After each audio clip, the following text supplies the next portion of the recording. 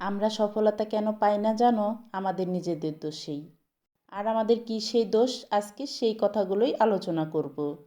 আসলে কিছু কিছু মানুষ এই প্ল্যাটফর্মে কাজ করতে এসে মনে করে আমি নিজে নিজেই সফল হয়ে যাব। আসলে সেটা কি সম্ভব? কখনোই সম্ভব না।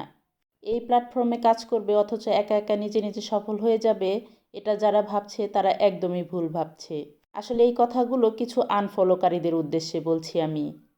তো আরও কিছু কথা আমি তোমাদের সাথে বলবো, তো তার আগে চলো কিছু জিনিস তোমাদেরকে দেখাই।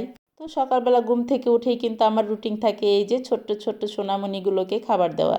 তো ওদেরকে খাবার দিয়ে পানি খাইয়ে তারপরে কিন্তু আমি সকালের নাস্তাটা খেয়ে নিয়েছি আমরা। আর সকালের নাস্তা খাওয়ার পর তো প্রত্যেক গৃহিণীর একই কথা যে দুপুরের জন্য কি রান্না করব কি রান্না করব এটাই ভাবতে থাকি সব সময়। তো ভাবতে ভাবতে মনে পড়লো গাছ থেকে কিছু সবজি তুলে এনে আজকে রান্না করি। তো যেই কথা সেই কাজ, তো চলে গেলাম আমার সবজি গাছের কাছে। তো গাছে বেগুন ছিল, ভাবলাম বেগুনগুলো তুলে নেই। আর সাথে কিন্তু আমার ছোট্ট সাফাও এসেছে, সাফাও বেগুন তোলার চেষ্টা করছে কিন্তু পারছে না, তো তারপর আমি তুলে দিলাম ওকে।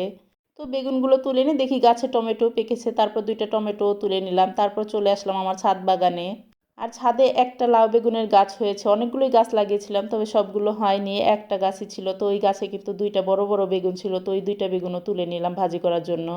আর বেগুন তুলে আসার সময় দুইটা কাঁচা টমেটোও তুলে নিলাম। আর এই তো সবজি তোলা শেষ, এখন আমি সবজিগুলো নিয়ে রান্না করতে চলে যাব।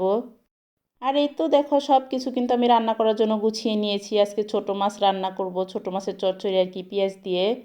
আর এই তো বড় মাছ দিয়ে বেগুন কেটে নিয়েছি, আলু টমেটো দিয়ে এই রুই মাছগুলো রান্না করব। আর সাথে এই তো ছাদের এই যে বড় বেগুন তুলে এনেছিলাম, বেগুনগুলো কিন্তু আজকে ভাজি করব। তো আগে ছোট মাছ রান্নাটা বসিয়ে দিচ্ছি হাতে মাখিয়ে। আর এইভাবে হাতে মাখিয়ে ছোট মাছ রান্না করলে কিন্তু অনেক বেশি মজা লাগে। আমি ছোট মাছ বেশিরভাগ সময় হাতে মাখিয়েই রান্না করি। তো ছোট মাছটা রান্না করার জন্য দেখো প্যানের মধ্যে আমি সব কিছু পরিমাণ মতো নিয়ে নিয়েছি। এখন হাতে মাখিয়ে পরিমাণ মতো পানি দিয়ে রান্নাটা কিন্তু আমি বসিয়ে দিচ্ছি। আর ছোট মাছের তরকারিটা বসিয়ে দিয়ে পরের রান্নাটা আমি গুছিয়ে নেব।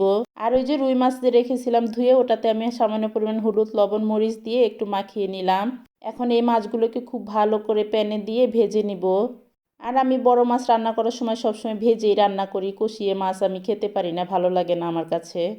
তো এই তো মাছটা আগে ভেজে নিলাম, মাছ ভেজে তুলে রেখে ওই তেলের মধ্যে আমি পেঁয়াজ কুচি কাঁচামরিচ দিয়ে দিলাম। আর পেঁয়াজ কাঁচামরিচগুলো ভেজে নিয়ে এখানে আমি একটু রসুন বাটা একটু জিরা বাটা দিয়ে দিয়েছি। আর বাটা মশলাটা দিয়েও একটু নেড়ে চেড়ে নিয়ে সামান্য পরিমাণ পানি দিয়ে দিলাম, তারপর আমি এখানে গুঁড়া মশলা দিয়ে দিচ্ছি। এখানে আমি হলুদের গুঁড়া মরিচের গুঁড়া পরিমাণ মতো লবণ দিয়ে ভালোভাবে মশলাটাকে কষিয়ে নিয়ে ওই যে সবজিগুলো কেটে রেখেছিলাম আলু বেগুন টমেটো ওগুলো দিয়ে দিচ্ছি। এখন আমি সবজিগুলোকেও খুব ভালো করে কষিয়ে নিচ্ছি।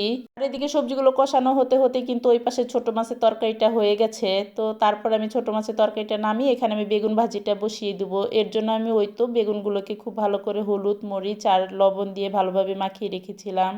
তো প্যানের মধ্যে তেল গরম করে এখন এই বেগুনগুলোকেও তেলে আমি দিয়ে দিচ্ছি। আর এদিকে কিন্তু এই সবজিটাও কিন্তু খুব ভালোভাবে কষানো হয়ে গেছে। এখানে আমি ঝোলের পানি দিয়ে ওই যে ভেজে রেখেছিলাম মাছগুলো এইগুলো উপর দিয়ে দিয়ে দিলাম। এখন আমি ঢাকনা দিয়ে ঢেকে কিছুক্ষণ রান্না করে নিব। আর ওদিকে কিন্তু বেগুন ভাজিটাও হয়ে গেছে। আর বেগুন ভাজির সাথে কিন্তু আমি কিছু কাঁচামরিচ আর পেঁয়াজও ভেজে নিয়েছিলাম। তো এখন আমি তোমাদের সাথে আরও কিছু কথা শেয়ার করছি, কার কার সাথেও এমন হয় কমেন্টে কিন্তু জানিয়ে যাবা। রাতের বেলা 50 জন ফলোয়ার্স দেখে ঘুমাই, সকালবেলা উঠে দেখি 10 জন। তো মনটা কিন্তু তখনই খারাপ হয়ে যায়, এগুলো কারা করে রে ভাই, কেন করে বুঝি না। আসলে এই কাজগুলো যারা করে তারা কি কোনোদিন সফলতা পাবে? আমার তো মনে হয় না।